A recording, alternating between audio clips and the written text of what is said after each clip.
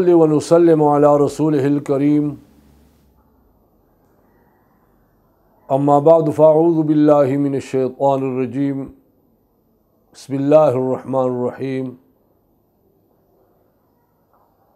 فاعبدوا الله مخلصين له الدين وقال عليه الصلاة والسلام إنما الأعمال بالنيات وإنما لامرئ ما نوى صدق الله العظيم وصدق رسوله النبي الكريم.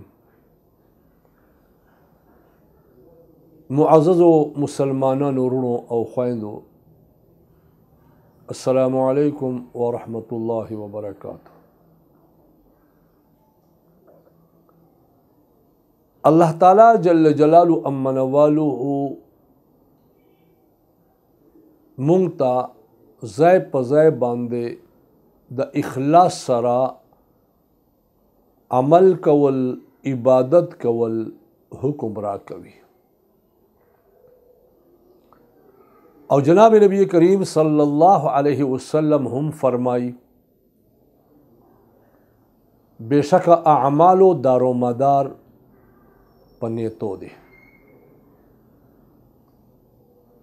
مطلب دا دی کہ یو سڑائے مباح کار هم کوي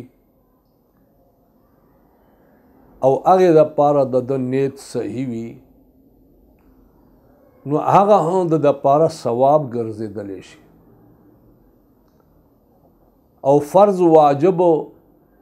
سنت مستحب کې هم که اخلاص وي او الله تعالی جل شانه رضا وي نو د پاره د ګناهونو د معافي ذریعہ او د بخنې ذریعہ ګرځېدی شي. چنانچہ پیغمبر علیہ السلام فرمائی من قام رمضان ایمانا واحتسابا غفر له ما تقدم من ذنبه. من صام رمضان هم راغلی دی، من قام رمضان هم راغلی دی. چا چې روجه وساتله د رمضان په ایمان سره او ثواب نیت سره یعنی اخلاص سره د ده تیر شوي ګناهونه وبخل شو د ده پاره. او دارنګې د رمضان المبارک کې قیام یعنی تراوو باندې هم دا فضیلت الله ورکوي. اوس ګوره ما او تا پر رمضان المبارک کې یا بغیر د رمضان المبارک کې سحر له تر ماښامه پورې خوله بنده ساتلې وي، نه مو خوراک کړی وي نه مو څښاک کړی وي، نو مو بل داسې عمل کړی وي چې روژه ماتوي، خو هسې طبیعت ته مې څه نه کېږي نو په دې باندې ما ته ثواب نه میلاویږي. خو رمضان دی وي یا غیر رمضان دی وي او یو سړي الله رضا د پاره سحر نه تر ماښامه پورې خوله بنده وساتله روجې په نیت باندې چې الله را نه راضي شي نو دا ثواب لري. ګوره خوله بند ساتل او خوراک څښاک نه کول دواړو دي، خو یو کس پکې نیت د الله رضا او د روجې ده او بل اسې طبیعت ته څه نه کېږي. دارنګې مونږ او تاسو چې کوم عمل کوو، که لمونځ کوو، که روجه ساتو، که زکات ورکوو، که حج کوو، صدقات ورکوو، چې څه هم مونږ تاسو نیک اعمال کوو هغه باندې مونږ ته خو په اخلاص سره به ثواب خو میلاویږي، خو یاد وساتئ مباح کار کولو باندې به هم الله تبارک وتعالی مونږه بې برخې نه کوي بلکې مونږ ته په دې کې ثواب راکړي. مثال په طور باندې مونږ او تاسو باندې عبادت کول لازم دی. لمونځ به کوم، روجه به ساتم، تلاوت به کوم، دا الله تعالی جل جلاله امنوالو دین کارونه بزه کوم چې کوم فرض دی فرض به کوم سنت به کوم واجب او مستحب به هم کوم زنا لازم دی او زنا خبر ده چې ویک اوس ما تلاوت کولو تلاوت مې کولو یوه غنټه مې تلاوت وکړو نیمه نه زه ستړی شوم یا ملا مې خوږېدل لا لږ وګرځېدلم یا ستړی وباسلو دپاره زه لاړم لږ به آرام وکړو په دې نیت باندې چې طبیعت مې برابر شي بیا به راپاسم قرآن مجید فرقان حمید تلاوت به بیا شروع کوم نو ګورې دا ګرځېدل او راګرځېدل دا واجب هم نه دي فرض یقینا نه دي سنت هم نه دي مستحب هم نه دي دا مباح کار دی که ګرځې او که نه ګرځې خو په دې ګرځېدلو باندې ستا ما مقصد څه ده چې تلاوت مې کولو او ستړی شومه اوس هغه ستړی ختمولو دپاره لږ دماغ فرش کومه او ستړی وباسم ځکه ګرځم او راګرځم یا سمنم نو الله تعالی جل شانه زما ستا دا کیل لوبې منډه ترړه تګ راتګ چې په اخلاص باندې وي او دا نیت مو د ثواب ورته الله پاک په دې هم ثواب راکړي او دې مثال به زه درکړم یو ترکان د کور ته دې راوستلو او په هغې باندې ته المارۍ او دروازې جوړوې نو المارۍ جوړول شروع کړه 8 غنټې به ډیوټي در سره کوي په دې وخت باندې د چا کومه آره راوړې وه هغه باندې کار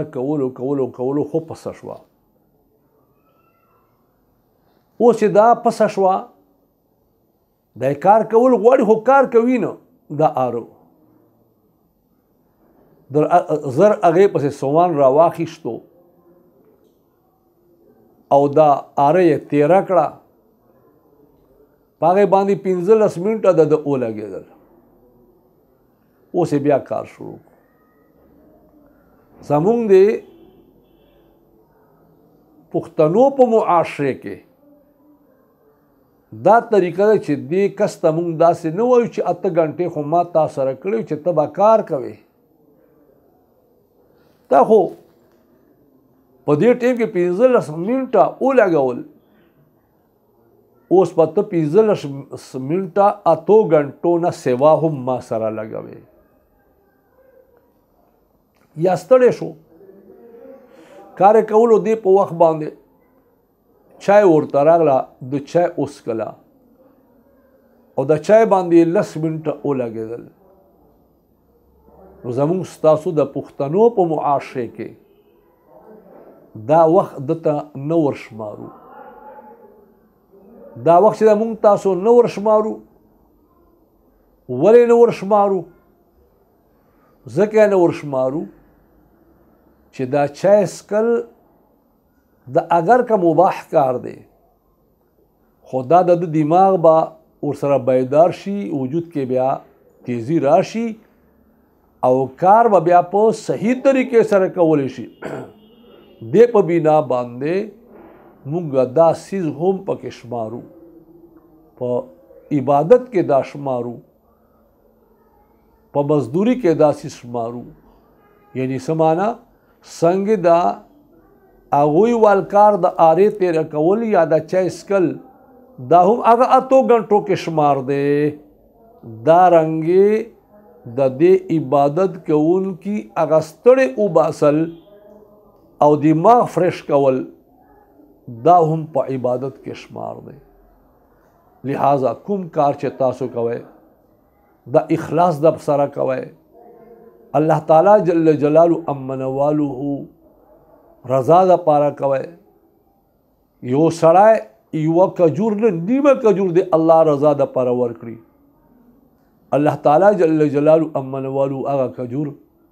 د پاره د دوزخ نه بچ کولو ذریعہ ګرځي پیغمبر علیہ السلام فرمائے اتقوا النار ولو بشق تمرہ، دوزخ اور نزان بچ گئے اگر کا پنی میں کجور سره ولې نه وي. او یو روایت کې راځي چې یو سړی الله تعالی جل شانه په لاره کې اخلاص سره یو کجور ورکي، نو الله تبارک وتعالی د هغې تربیت په داسې انداز سره کوي لکه تاسو کې یو کس د اسوال بچی تربیت کوي. دارنګه الله تعالی جل جلاله ابنواله د هغې تربیت کوي کوي کوي تر دې چې دې یوې کجورې نه د احد غره هومره سیز جوړ کړي او الله تعالی جل جلاله امنوالو خواته دومره لوی د برکت والا کجوره وګرځي. خو یاد وساتئ که چیرې الله رضا دپاره نه وي یو کار که ډېر لوی اهم ولې نه وي، الله تعالی جل جلاله امنولو په دې باندې سړي ته ثوابونه نه ورکوي بلکې الټه به الله پاک په دې باندې عذاب ورکوي. یو حدیث به تاسو اورېدلی وي، په بخاري شریف کې هم راغلی، د هغې مضمون او خلاصه دا دی چې قیامت په ورځې باندې به الله پاک جل جلاله اول 3 کسان را وغواړي او هغه کسان به یو به شهید وي، بل به سخي وي او بل به عالم او قاری وي. چې کوم شهید وي الله تبارک وتعالی به تپوس ترې نه وکړي چې ما خو تا ته دا وجود درکړی و، زندگی مې درکړې وه، تا ما دپاره څه کړي وو؟ ته وایي به چې یا الله ما ستا رضا دپاره خپل ځان قربان کړی و، د الله په لاره کې جنګېدلی وم، خپل سر مې قربان کو. الله تبارک وتعالی به ورته وایي چې تا دروغ وویل، تا دا قرباني دې دپاره کړی و چې خلک و چې لوی بهادر و، بس تا دپاره خلکو دا ټکي کړي دي بهادري وینا ته ستا دپاره کړې ده، لہذا ستا ما خواته هېڅ ځای نشته. فرښتو ته به حکم ورکړي چې دوزخ ته پړ مخ وغورځوئ او دوزخ ته بیا فرښتې پوټه وغورځوي. الله مو دې حفاظت وکړي. دارنګه یو لوی سخي به راشي، خپل مال شپې او ورځې د الله تبارک وتعالی په لاره کې لوټ کړی وي، الله تعالی جل جلاله امنواله چې تپوس ترې نه وکړي چې ستا ما په لاره کې څه کړي دي، یا الله مال دې را کړی و، هغه مال د ستا په لاره کې ما قربان کو،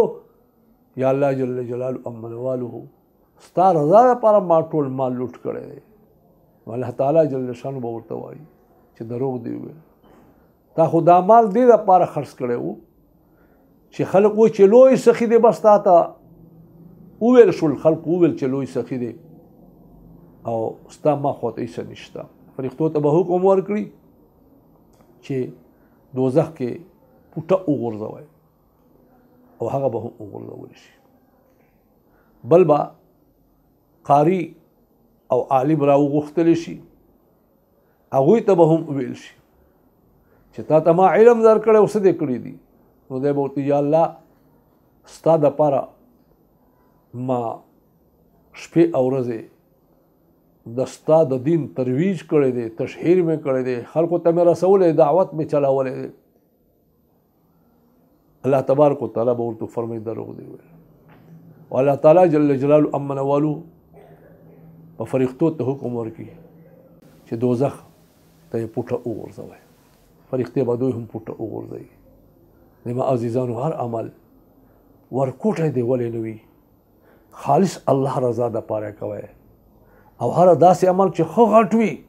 خو د الله تعالی جل شانه رضا دپاره نه وي نو الټا د عذاب باعث ګرځي. ځکه هر عمل کې اخلاص پیدا کړئ. الله پاک دې موږ تاسو ټولو ته